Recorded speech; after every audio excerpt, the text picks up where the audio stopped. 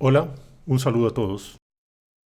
Todos hemos estado pendientes durante los últimos meses de los disturbios sociales que con gran sincronización se han disparado en distintas naciones de nuestra región. Hemos hecho análisis de muchos detalles de estos sucesos y de las fuerzas que se están moviendo detrás de ellos. Sin embargo, es necesario profundizar aún más en estas consideraciones para ganar comprensión de la estrategia al nivel más alto posible, para lo cual no basta con extender la vista solamente sobre los hechos ocurridos en estos últimos meses, sino también sobre procesos más locales que han venido ocurriendo en nuestros países durante los últimos años. Al hacer esto, es decir, al extender la vista sobre los movimientos que se han venido registrando en la región durante los últimos años, inevitablemente nos fijamos en uno que, si bien se ha ido efectuando sin ruido y de manera muy discreta, reviste una gravedad y una importancia de primerísimo orden. Nos referimos al posicionamiento que de manera subrepticia ha ido ganando el poder del narcotráfico en la región, pero no al simple poder, digamos, tradicional que tienen estas organizaciones y que se fundamenta en la violencia y en la corrupción de funcionarios públicos específicos.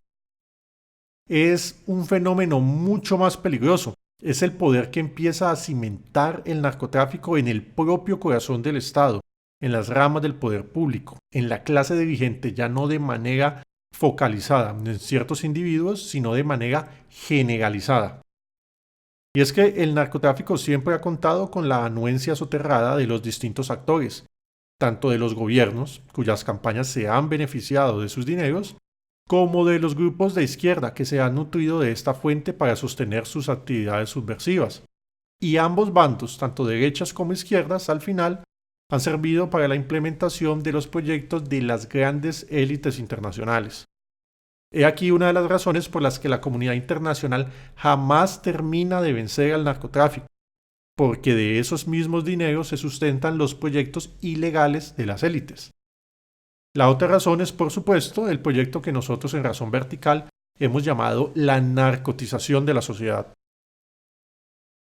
Pero el fenómeno actual nos está conduciendo a una nueva era del poderío del narcotráfico, en la que ya no es un elemento oscuro o escondido cuyos tentáculos llegan solo a puntos específicos de la estructura del Estado. El narcotráfico está llegando a un punto en el que parece directamente estarse apropiando de los estados íntegramente, hasta el punto de que ciertos estados ya no solo aparentan haber renunciado completamente a perseguir esta actividad ilícita, sino que parece estar reorganizándose para sostenerla y potenciarla.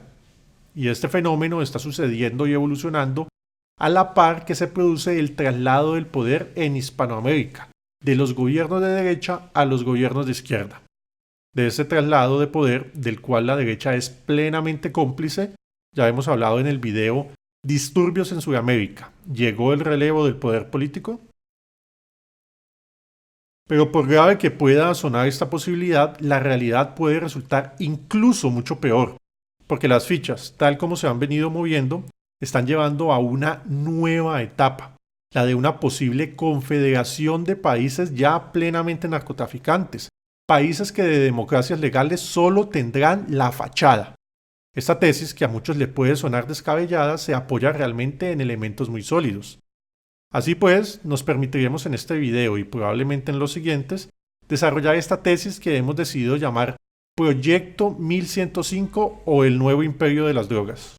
El nuevo imperio mundial del narcotráfico, el más grande que se haya conocido hasta ahora, se está posicionando en el mundo hispánico y su núcleo está tomando apoyo en tres vértices fundamentales que configuran un poderoso triángulo de estados tercermundistas, pero que reclamarán un nuevo posicionamiento en el mundo basándose en el poderío económico que les dará el comercio de alucinógenos. Los tres vértices que mencionamos son México, Colombia y Venezuela. Si repasamos los movimientos políticos que se han venido desarrollando en estos tres países desde la visión del negocio del narcotráfico y la evolución de estas estructuras criminales, podremos apreciar cómo no solo se han venido fortaleciendo e incrementando el negocio ilícito, sino que encontramos que a lo largo de los años se ha ido tejiendo una red de vasos comunicantes entre los tres países, hasta formar todo un sistema que predeciblemente se acabará de consolidar en pocos años. La primera etapa, que pudiéramos llamarla la etapa del Foro de Sao Paulo, se inaugura probablemente en Colombia. Pablo Escobar, según las revelaciones de su hijo, trabajaba para la CIA. Esta conexión nos podría lanzar a dos temas en los que no entraremos, pero que sí mencionaremos. Uno es el asunto del escándalo Irán-Contras con la supuesta lucha de Estados Unidos contra el comunismo en la región, y también el tema de la mano del CFR o Consejo de Relaciones Exteriores en la cuestión del narcotráfico, las guerrillas y el socialismo en América. Con el dinero de Pablo Escobar, la guerrilla del M-19 lleva a cabo sus principales operaciones terroristas. Una vez firmada la paz con este grupo y habiéndoles dado cheque en blanco para rediseñar la institucionalidad del país, ojo, particularmente la rama judicial, Pablo Escobar dejaría de ser necesario. Así que pasa a ser asesinado y el negocio del narcotráfico se entregaría a manos de otras guerrillas colombianas, particularmente las FARC, que incrementaría el negocio de manera fabulosa. Por esa época se integraría el Foro de Sao Paulo, que entre sus asistentes contaría, entre otros, con Hugo Chávez y un representante de las FARC. No podríamos decir con exactitud cuál era la verdadera magnitud de las cantidades de dinero que las FARC movía producto del tráfico de drogas, pero sin duda que este proceso seguía siendo monitoreado por las élites internacionales. No en vano, en 1999, las FARC recibían la visita de una de las cabezas de las finanzas mundiales, el señor Richard Grasso, presidente de Wall Street. Esta visita sería organizada por el mismo presidente Andrés Pastrana, quien puso en contacto al señor Grasso con el comandante guerrillero Raúl Reyes. Y cosa curiosa, por esa misma época, a instancias de Pastrana, Raúl Reyes viajaría a Venezuela para reunirse con Hugo Chávez. O al menos es lo que Chávez afirmó en su momento, pero que el gobierno de Pastrana negaría. Yo recibí a Raúl Reyes una vez, en privado y en secreto en la casona, hablamos toda una madrugada, porque me lo había pedido Andrés Pastrana. Probablemente sea a partir de aquí que el negocio del narcotráfico, que hasta ahora había sido casi que exclusivamente colombiano, empieza a traspasar la frontera, mutando a una operación conjunta entre los ilegales colombianos e ilegales venezolanos. Con la llegada de Hugo Chávez al poder y la evolución de su revolución socialista, empieza poco a poco a configurarse una nueva dimensión de la operatividad de los grupos ilegales, que a medida que se van fortaleciendo, paralelamente al chavismo en Venezuela, estos se van robusteciendo, su estructura se hace discretamente al principio, pero de manera más decidida después, va incorporando al gobierno de Venezuela y a sus fuerzas armadas y organismos de seguridad. Fue este rediseño bilateral del negocio del narcotráfico el que le permitió sobrevivir, al igual que a las FARC, a la arremetida que las Fuerzas Armadas colombianas llevarían a cabo en su contra entre el 2002 y el 2010.